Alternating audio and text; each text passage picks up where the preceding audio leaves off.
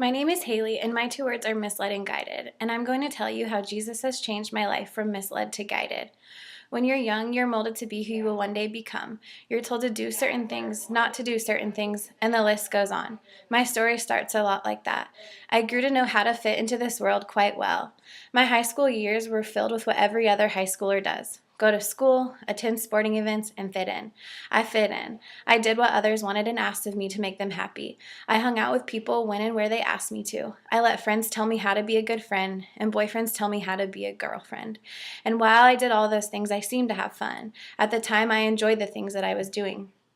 College came, and I proved myself to still be pretty good at the whole fitting in thing. I fit the perfect college student mold. Go to class, figure out what you're going to do for the rest of your life, enjoy your freedom from home, and enjoy the social scene on the weekends. I lived life how the majority of college students live their lives. Every decision I made was pressured by the things around me: who I was friends with, what people would think of me, how I would look to the rest of the world.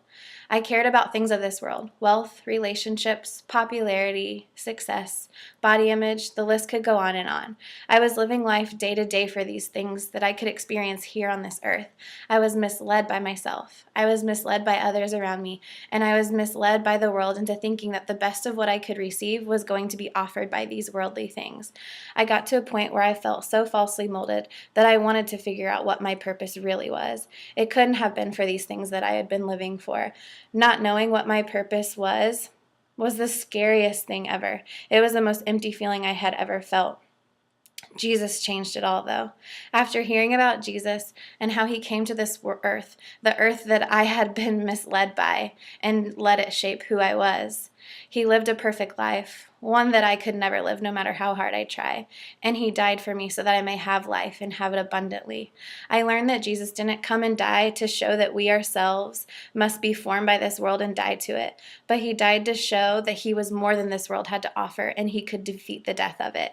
Jesus guided me out of the hole that I had begun digging for myself, where I couldn't even say what I was living for.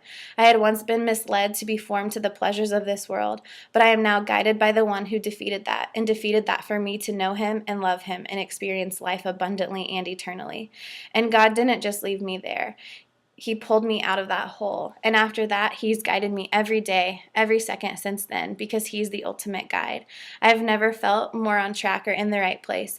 And it's all because of Jesus guiding me to show me that my life was not made to fit into this world, but to fit in to the gospel, the good news that what he has done for me, and share that with the world. Because of Jesus, I went from misled to guided. And those are my two words.